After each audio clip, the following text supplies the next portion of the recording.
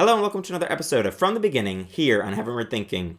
This week we're going to be talking about the plague of gnats, starting in Exodus chapter 8, verse 16. Then the Lord said to Moses, "Tell Aaron, stretch out your staff and strike the dust of the ground, and throughout the land of Egypt the dust will become gnats." They did this, and when Aaron stretched out his hand with the staff and struck the dust of the ground, gnats came on people and animals.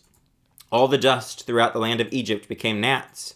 But when the magicians tried to produce gnats by their secret arts, they could not.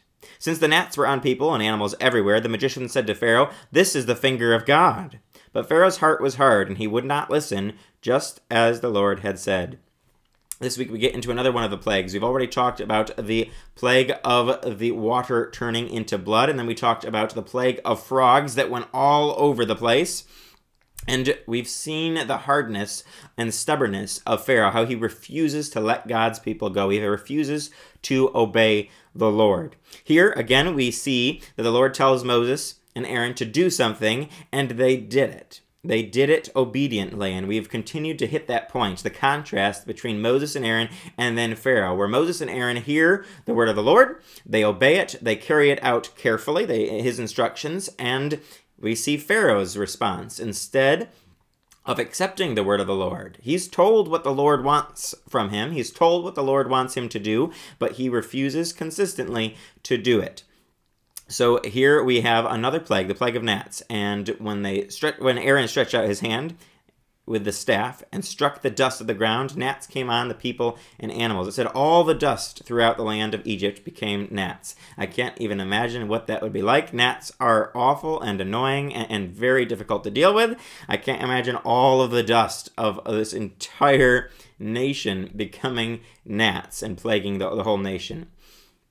Clearly we see that this is a powerful moment, and not only are we saying that, but we see the magicians found that out as well, because the magicians who have tried to replicate things, we saw what they did back when Aaron showed the staff becoming the snake, and the magicians tried to do the same thing, and we saw them try to replicate it, and yet Aaron's staff ate theirs up and was proved to be more powerful, because God is more powerful than any copycat of the enemy. And then we saw them try to do the same thing with the water becoming blood, and trying to do the same thing with the frogs, and we've seen that they continue to try to lead Pharaoh astray and show that they can do the same thing. It's not that crazy, you know, any God must be able to do it.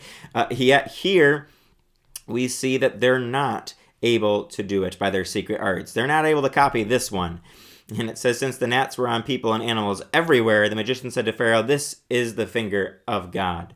So even these Egyptian magicians, these people who were doing wrong things, we see they had these secret and dark arts, even they could see that this was remarkable. This was the power of the one God. This is the finger of God. It's amazing how sometimes God just shows up in amazing ways that make even the people who don't believe in him the most all of a sudden realize, wow, God must be in this. This is something that only could be God. It's amazing how God can turn people's minds around, turn people's attention to himself, even people who are so astray that they're into things like dark arts, dark magic.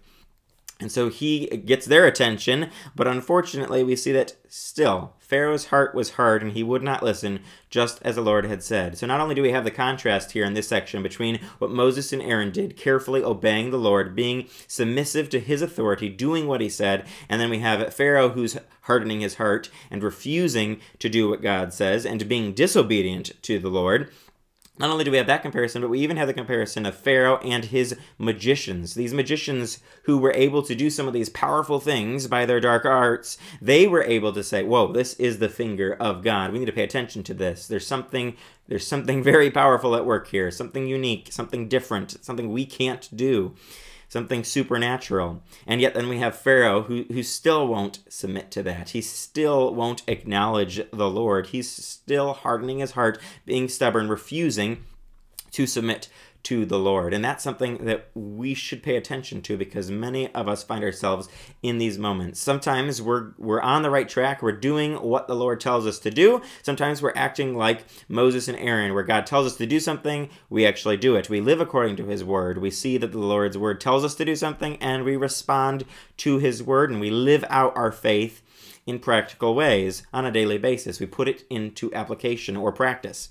And then some days we find ourselves like the magicians, where we're not really paying attention to what God's doing. We're trying to do our own thing. We're trying to copycat some of what God's doing, mixing a little bit of godliness maybe on a good day, on bad days just completely on our own, and we're trying to do things on our own, but all of a sudden God shows up and we go, okay, this is the finger of God. I see God. I'm going to respond in that way. And again, we don't see that they somehow just turned to God here and everything was great, but they at least paused and saw that something was different. And then some days we find ourselves in even worse places where we are like Pharaoh, where it doesn't matter what God does. It doesn't matter if he shows up in an amazing, powerful way or a small way. We're not paying attention at all, and it doesn't matter if we see the most amazing signs. We're just going to harden our hearts. And so we need to be careful that we're not like that we're like Moses and Aaron. We're being submissive to the Lord, seeking after him, and living according to his word, responding to him in the right way. And that's what I want to encourage you to do this week. Respond to the Lord and do what he says this week. Don't harden your heart like Pharaoh, because we're going to continue to see that Pharaoh's hard heart just continues to breed chaos and destruction and hardships for him and his people. There's consequences for having a hard heart, and we're going to continue to see that as we move on to the plague of flies next week. So join us next time for another episode of From the Beginning here on Heavenward Thinking.